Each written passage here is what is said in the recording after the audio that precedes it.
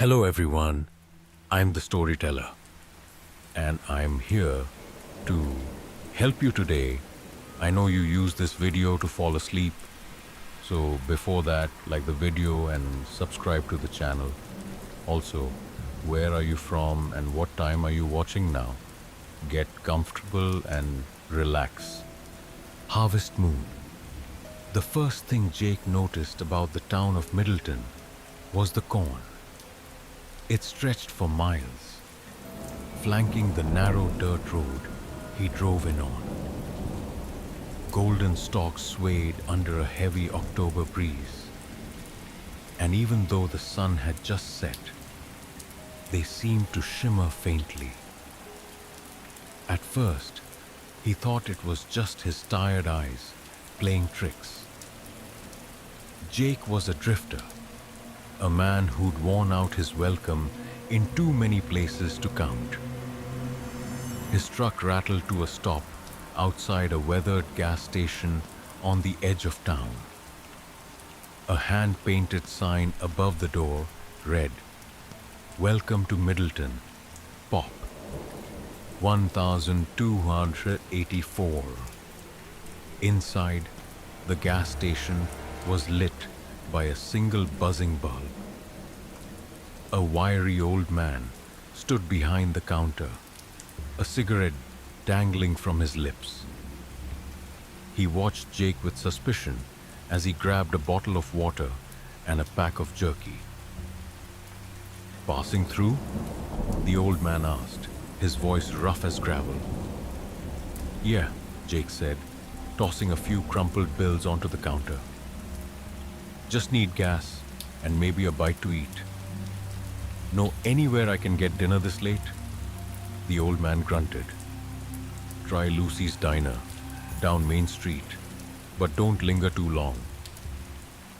Jake raised an eyebrow. "Why's that?" The old man didn't answer.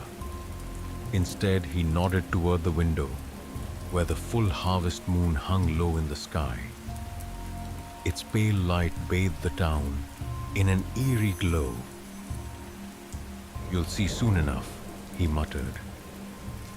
Lucy's Diner was a relic from the 1950s, with the red vinyl booths and a jukebox that played only static. A handful of locals sat at the counter, their faces pale and drawn. They barely glanced at Jake when he walked in. A waitress in a faded pink uniform shuffled over, her name tag reading Mary. She forced a smile that didn't reach her eyes. "What'll it be?" she asked. "Burger and fries," Jake said, sliding into a booth. "And a coffee." Mary nodded and hurried off, leaving Jake to glance around. The diner felt off, too quiet, like everyone was waiting for something. When Mary returned with his food, Jake gestured toward the glowing cornfields visible through the window. "What's with the corn?" he asked. Mary stiffened. Her gaze darted to the other patrons, who now watched Jake with an intensity that made his skin crawl. "You're not from around here," she said, her voice barely above a whisper. "Nope, just passing through." Mary hesitated, then leaned in close. "Leave before midnight," she said. "That's when the fields wake up." Jake frowned. "What are you talking about?"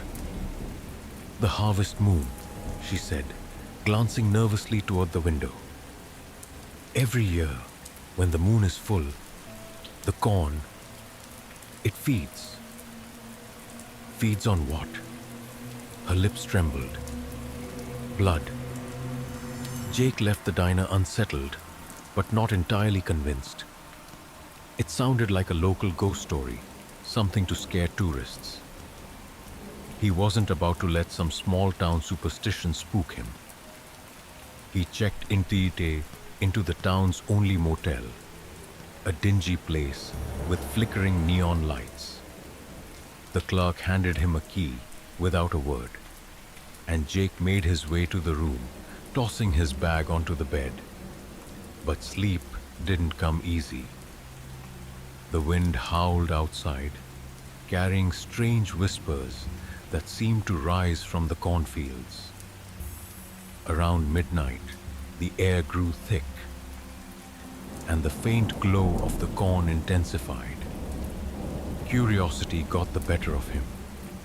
Grabbing a flashlight, Jake stepped outside. The town was eerily silent, the streets empty.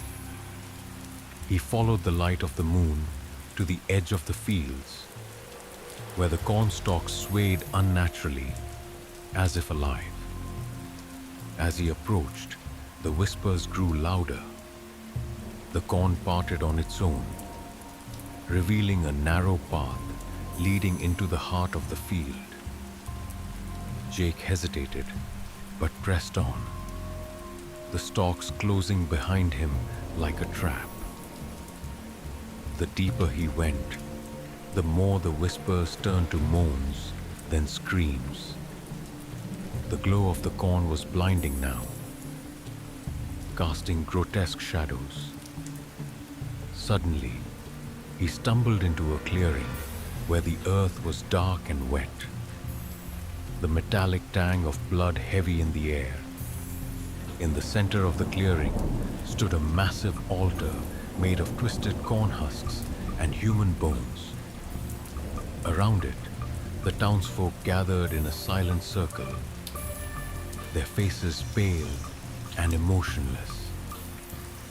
Mary was there, her pink uniform splattered with blood. She caught Jake's eye and mouthed a single word, "Run." Before he could move, the ground beneath him shifted. Hands, rotting, skeletal hands, burst from the soil, clawing at his legs. Jake screamed, but the townsfolk didn't react. The cornfields came alive, the stalks twisting and writhing, their roots pulling bodies into the earth. Jake fought, but it was no use. The last thing he saw before the darkness swallowed him was Mary's tear-streaked face, mouthing an apology. By morning, the cornfields were still again, glowing faintly under the sun. At the edge of town, the old man at the gas station lit another cigarette and scratched a fresh number onto the population sign, 1283, and the corn swayed gently, full and ripe for another year. The end.